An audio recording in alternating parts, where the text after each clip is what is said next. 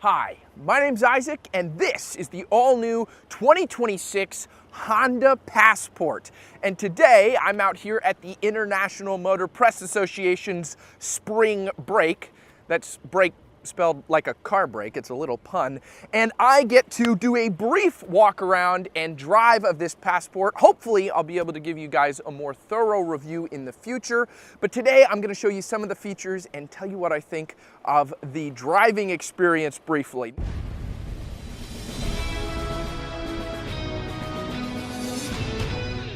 Now for starters, this is an entirely refreshed design for the Passport, and I think it looks fantastic. I think the updated look was really needed, and it differentiates itself from some of the other vehicles in the Honda lineup quite well.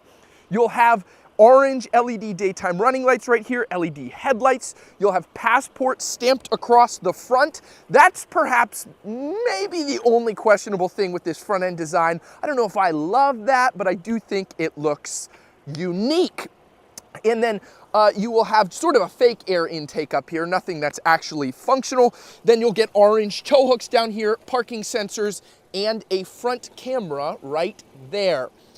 I have wanted to talk about this for so long, and I am surprised I haven't seen anybody really talking about this. But if we come around to the side here, I really think this looks like a Ford Bronco Sport, like a lot. The difference is, actually driving this in person, this is much larger than a Bronco Sport, so the dimensions are a little bit different. But I just thought that was kind of funny. I'm like, that's sort of from the rear end, sort of looks like that. But I think the front differentiates itself enough that you'd be able to tell the difference. Down here, you'll have these Grabber AT Sport tires. They're 275/60Rs around these 18-inch wheel. I like the silver and black design here. Again, sort of an off-roady look. This being the TrailSport model, it has the black plastic fender flares, and sort of the black cladding continues down the bottom. Blacked out mirror cap, turn signal indicator, blind spot monitoring.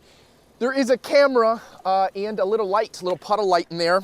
Keyless entry, and then coming over here to the rear, it says Passport back here as well. TrailSport, this is a very wide rear end, so you can get into the storage space a little bit maybe easier than some other vehicles in the class. You'll have a tow hitch down here, and look at how much space you have here. This is crazy, just so much space here in the rear. There is a AC 120 volt outlet back here, and then there is a button to drop the lift gate, some storage back here, but just tons of room. You want to take this thing to Home Depot? No problemo. Let's take a look inside. There's also a button right up there to close the tailgate, and there it goes. Let's take a look inside. Alpha Shark will be right back after a word from our sponsor. Chances are pretty high if you drive an older car or even a new car that's a lower trim, you probably have halogen headlights. They've been around forever and they work. But a lot of newer, more modern cars have switched to LED headlights because they're snazzier looking, but more importantly, they're a lot brighter and give the driver better visibility. And that's where today's sponsor, LazFit, comes in. LazFit offers a variety of different LED lights for vehicles, including exterior ones and interior ones. Today, I'm going to be replacing the factory bulbs on my 2016 Toyota Tacoma with the LazFit LED ones. It's a super simple process. All I have to do is find the headlight bulb I want to pop out, turn it, and pull it out, unplug it, and then I'll replace it with the new one. Make sure you definitely have the car off when you're doing this because the bulb can be really hot. The new LED is in, and in addition to giving me much better visibility, it also matches the color of my LED daytime running lights. As you can see here, the LazFit LEDs are much brighter than the stock headlights. If you're interested in finding out if LazFit has LED headlights compatible with your car, I'll leave a link to their website in the description below. Once again, Thanks to LazFit for sponsoring this video. And now, back to the video.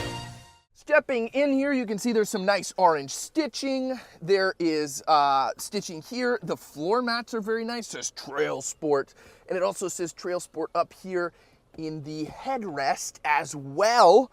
And then down here, you will have your newer Honda shifter. They've been doing this recently. You put your foot on the brake, you tap that for drive, tap that for neutral, pull back for reverse.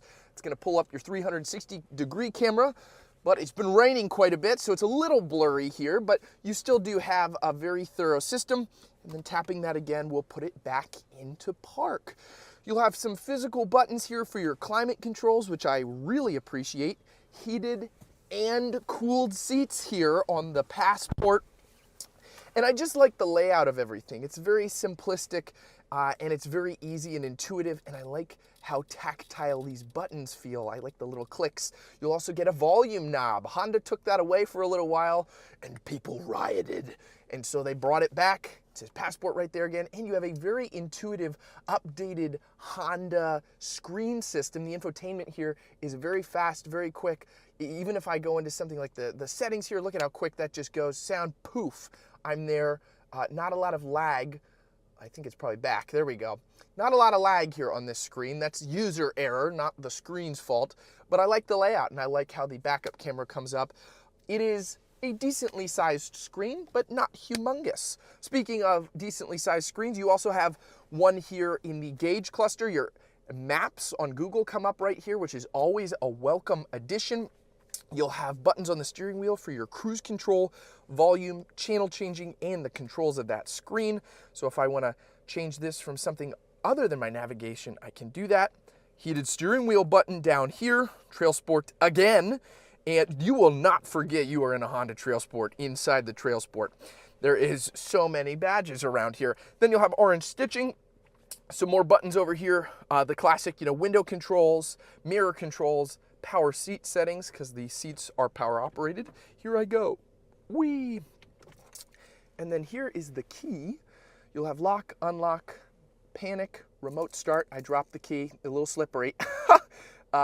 Remote start, and then the ability to open and close the lift gate.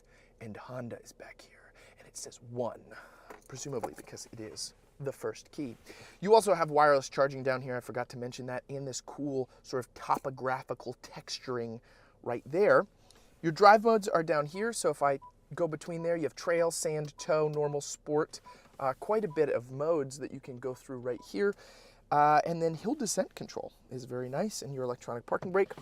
Let's take this thing for a spin very quickly, because we have the ability to do that. So we're gonna take it, we'll put it in sport.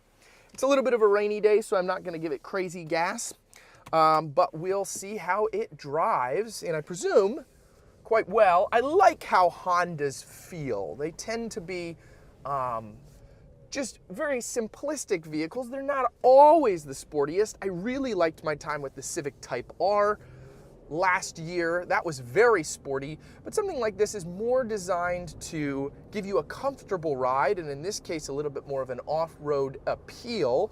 This isn't something as wild as a G-Wagon or perhaps a Jeep Wrangler, but it does give you some nice features if you'd like to take it off-road. But while we're on-road here, giving it some gas, it picks up okay. Underneath the hood, this has a pretty nice V6. It gives you some good power, and it responds quite well. I think it's very nice, and I'm impressed by it. The cornering is probably what's most impressive here. As you can see, we're going around some nice turns, and there is definitely body roll. This is a big SUV, but perhaps not as much as you would think from how large of a vehicle this is.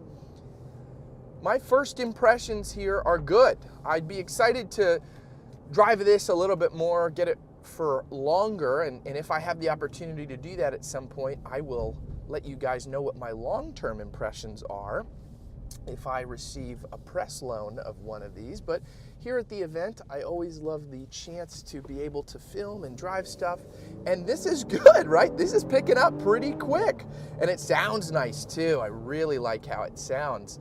And Honda has that dependability and reliability that people have come to expect, very similar to Toyota. And so I think they've been making a lot more exciting products recently, and this Passport is very obviously one of those. I think it's really cool. They finally sort of differentiated it from the previous Passport, which was sort of just like a two-row Pilot. And my mom has a Honda Pilot and she loves it. And I've reviewed the new Pilot and I think it's very good. But it's nice that they finally sort of differentiated the Passport for the first time in Disney history. The Passport has its own identity, because when the Passport originally came out, it was an Isuzu Rodeo, or it shared the platform with that, and it was really just a rebadge. There really wasn't much there, and then the Passport was brought back, and it was sort of just a smaller Pilot, but now finally it's like, this is a Passport. It's its own identity, and I think that's really cool. So let me know what you guys think of the Passport. Are you into it? Are you not? Do you think it looks like a Bronco Sport? Am I crazy? Am I the only person that thinks this? Either way, let me know in the comment section below. Remember, no matter what vehicle you drive, I hope it lasts a long time and it serves you well. Jesus loves you, and I'll see you guys next time. Take care.